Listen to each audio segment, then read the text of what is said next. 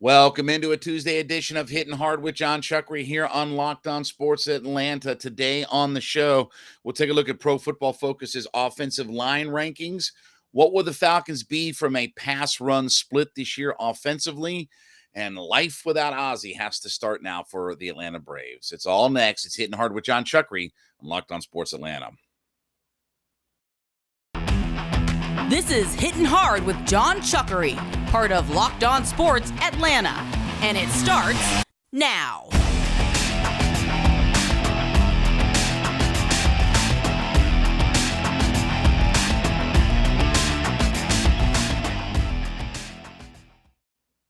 We welcome you into another edition of Hittin Hard with Jon Chuckery here on Locked On Sports Atlanta. We ask you to head over to youtube.com, put Locked On Sports Atlanta into your search browser, find our channel, subscribe to it, leave us a comment, tell us what you think. We're also free and available on all of your favorite podcast platforms, including Spotify and Odyssey. Leave us a 5-star review there, and follow me on my personal Twitter page at JMCH316.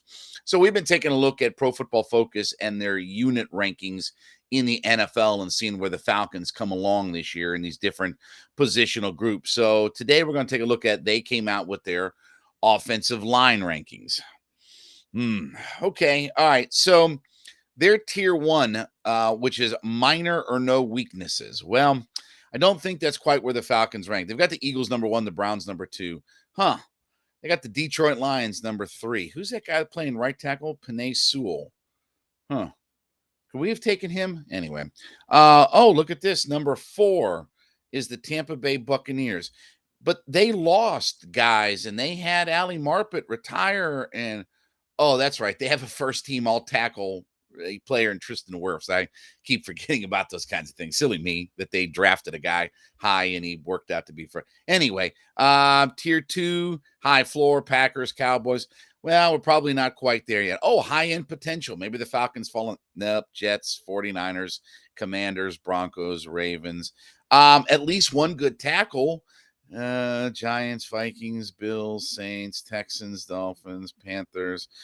Well, here's a group that's interesting. Tier 5, uninspiring. Let's see. Cardinals, Jaguars, Tennessee at number 27. Number 28. The Atlanta Falcons come in. Here's their quick write-up. While Jake Matthews and Chris Lindstrom are quality starters, there are still too many glaring holes along this offensive line. The most unfortunate culprit is former first-round pick Kaleb McGary, who simply has improved in 3 years as a starter and yielded 41 pressures on the right side of last season. So let me make sure I've got this right, because we're going to talk about this in the next segment. So we've got 2 top 10 pass catchers, but we have one of the worst graded offensive lines in the entirety of the NFL. And we don't have a quarterback who throws a lot. And we don't have a quarterback who's all that. Okay. Remind me again, could we have drafted top 10 in the offense? Anyway, look, this is the reality of the Atlanta Falcons. And I'm still confused about what our offensive philosophy is. I really am. We've drafted 2 top 10 pass catchers, but we don't have a quarterback. We don't have a good offensive line. Okay. We talk about wanting to transition into a power running game. Okay. I have 3 of the worst offensive linemen in the NFL to try to do that with. I also don't have a block first tight end, which is fine. But I mean, let's be honest. We don't have a block first tight end if you're going to run those kinds of sets and things like that. Can the Falcons be better on their offensive line? Sure. I mean, attrition, right? I mean, I don't know how much you balance the idea of guys are naturally going to get better or guys can't be worse. And that's not a good position to be in. And this is what makes me scratch my head, is how you could not have invested one of your 2 top 10 picks these last 2 seasons into a guy. You wanted Charlie Cross last year. Let me ask you this question. Which is faster, Usain Bolt or how fast the Seahawks ran their pickup to the commissioner to take Charlie Cross at number 9 when the Falcons took Drake London at number 8? The Seahawks took their pick so fast to the commissioner that, this is true, the NFL had to chastise the Seahawks about being too fast in making their pick. When you're too fast in making that pick, doesn't that tell you something? Doesn't that tell you about what your draft pick just was? Anyway, look, I don't think McGary starts. I've said this, we've talked about this here before. I don't think McGary is going to be your starter at the end of the day. They have nothing invested in Kaleb McGary. They didn't draft McGary. They're going to find a replacement. He's on the final year of his contract. They're not going to lock him up. They're not going to re-sign him. Didn't pick up his fifth-year option. I think he's the most likely guy to be replaced. And most likely, and you can like this or not like this because I don't like it, they're going to play Hennessy and Mayfield side by side. Now, unless you tell me that Mayfield can go out and he can win that right tackle job, which he could. I mean, he may be in the mix. The thing is, when we get to, I'm going to tell you right now, when we get to training camp in preseason, my mass focus, my sole focus by and large is going to be how does the offensive line come together? With all due respect, we've got the guys that we're going to start and who's on our defensive line. I'm not telling you it's all the answers, but that's pretty much set. Yeah, inside linebacker, if Dion is gone or if they don't start him, okay, whatever. Defensive backs, yeah, we've got our two starting corners.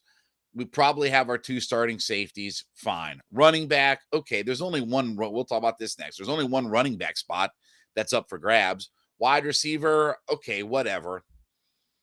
That offensive line battle is where my hardcore focus and attention is going to be, is how do they shake this thing up?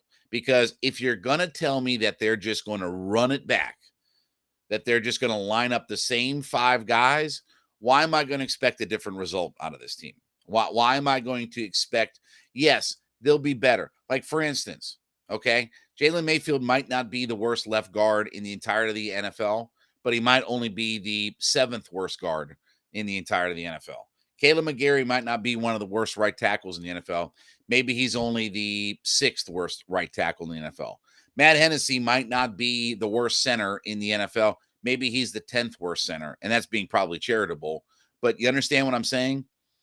That even getting a little bit better on your offensive line, they have to, without question, this group up front has to be the single most improved unit on this team.